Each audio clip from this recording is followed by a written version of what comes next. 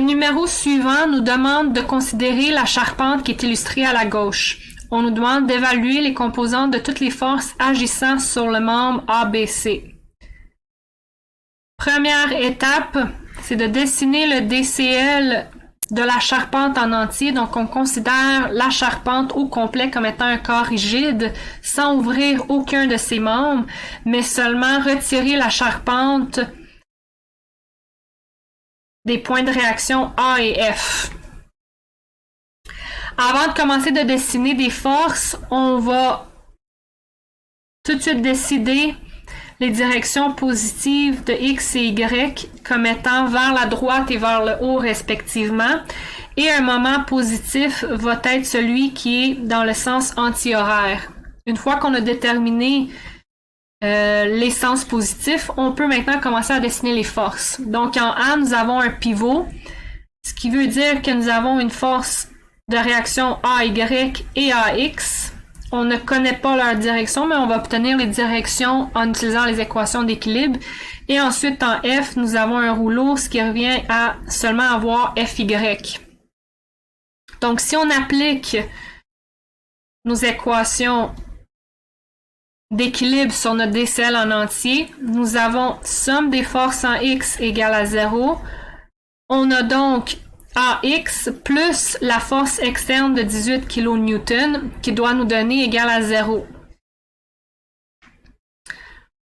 Puisque AX est le seul inconnu, on obtient donc AX est égal à moins 18 kN, ce qui veut dire que AX est égal à 18 kN, mais est dans le sens inverse de celui que nous avions indiqué dans le DCL, donc AX pointe vers la gauche. Ceci est notre première réponse. Ensuite, on continue avec la somme des forces en Y égale à 0. Nous avons AY plus FY égale à 0.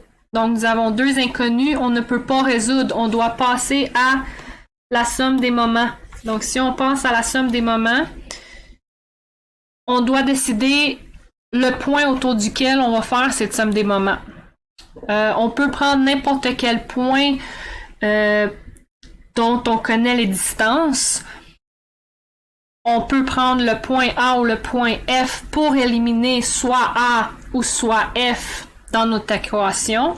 Donc, si par exemple, on prend la somme des moments autour du point A, qui est égal à 0, nous allons obtenir FY multiplié par 3,6 mètres positif, car il est dans le sens anti-horaire autour de A, moins 18 kN multiplié par 4 mètres. Donc, si je me réfère à mon dessin à la gauche, on voit très bien que la force de 18 kN tourne dans le sens horaire autour de A, tandis que FY tourne dans le sens anti-horaire, d'où le signe négatif et positif respectivement.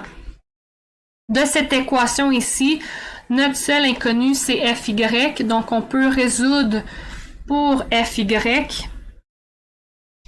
et on obtient 20 kN positif, donc notre sens qu'on avait indiqué était correct et ce sens était vers le haut. Maintenant qu'on a FY, on peut revenir dans notre deuxième équation et résoudre pour AY.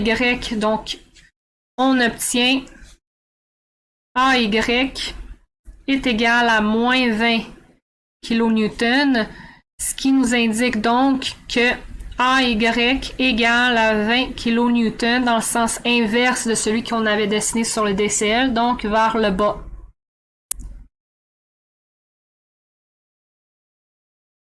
Maintenant, on a trouvé ce qu'on avait en A, mais on a besoin des composantes de réaction dans notre pivot B et C. Donc, nécessairement, nous devons faire un autre DCL.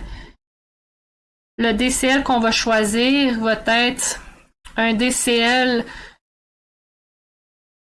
du membre ABC. Donc, si je dessine le membre ABC, les forces que j'ai sur ce membre vont être donc AY que nous venons de déterminer qui va vers le bas, donc moins 20 kN. Ensuite, AX qu'on a déterminé qui va vers la gauche de 18 kN. En C, nous avons un pivot, donc CX, CY. On ne connaît pas leur direction, mais on les suppose et ensuite on va avoir les bonnes directions en appliquant les équations d'équilibre. Et au point B, nous avons quelque chose de spécial puisque notre membre est un membre à deux forces. C'est un membre qui est assujetti à seulement 2 points où des forces sont appliquées. On sait que la résultante de nos réactions BX et BY va être le long de l'axe du membre droit BE. Ceci dit, nous allons avoir la force BE telle que je viens de le dessiner sur le DCL. Maintenant que nous avons le DCL complété, on refait nos étapes comme tout à l'heure. Donc, on peut faire la somme des forces et la somme des moments. Si nous commençons par la somme des moments, maintenant, on peut faire la somme des moments autour du point C afin d'éliminer le point C dans notre équation. On obtient donc B fois 4 mètres, B positif, car si on regarde le type de rotation que B fait autour de C, sens anti-horaire donc positif, et la distance va être celle-ci. Selon notre dessin, cette distance représente 4 mètres. Donc si je reviens sur l'illustration de gauche, allant de C à B, on traverse 4 mètres. Ensuite,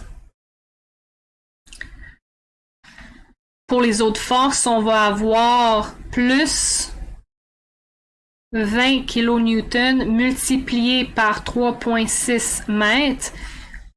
Donc, ça va être plus, si je regarde, 20 kN tourne dans le sens anti-horaire également. Et la distance horizontale est de 3,6. Et il nous reste maintenant moins 18 kN multiplié par 6 mètres, qui doit tout nous donner 0. La force, la dernière force que je viens d'illustrer, qui est AX, tourne dans le sens horaire autour de C, d'où le signe négatif dans ma somme des moments. Dans cette équation ici, le seul inconnu c'est B, donc on peut résoudre pour B et on obtient B égale à 9 kN, ce qui indique, puisque c'est positif, que le sens que nous avons indiqué dans le deuxième DCL est correct. Donc, B va vers la droite. Ensuite, on peut continuer avec la somme des forces. Donc, si on écrit la somme des forces en X,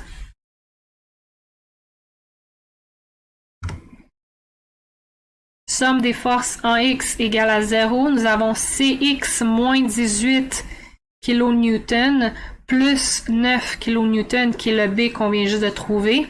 On obtient immédiatement que CX, qui est le seul inconnu, égale à 9 kN qui est donc également dirigé vers la droite.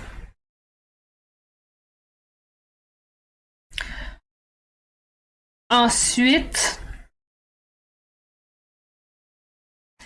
si on fait la somme des forces en Y égale à 0, nous obtenons CY moins 20 kN et on obtient de cette équation ici immédiatement CY qui nous donne 20 kN positif, donc dirigé vers le haut. Nos résultats finaux nous indiquent donc que les forces qui sont appliquées sur le membre ABC sont égales à AX 18 kN vers la gauche, AY 20 kN vers le bas, B 9 kN vers la droite, CX 9 kN vers la droite et CY 20.0 kN vers le haut. Ceci sont les réponses de ce numéro.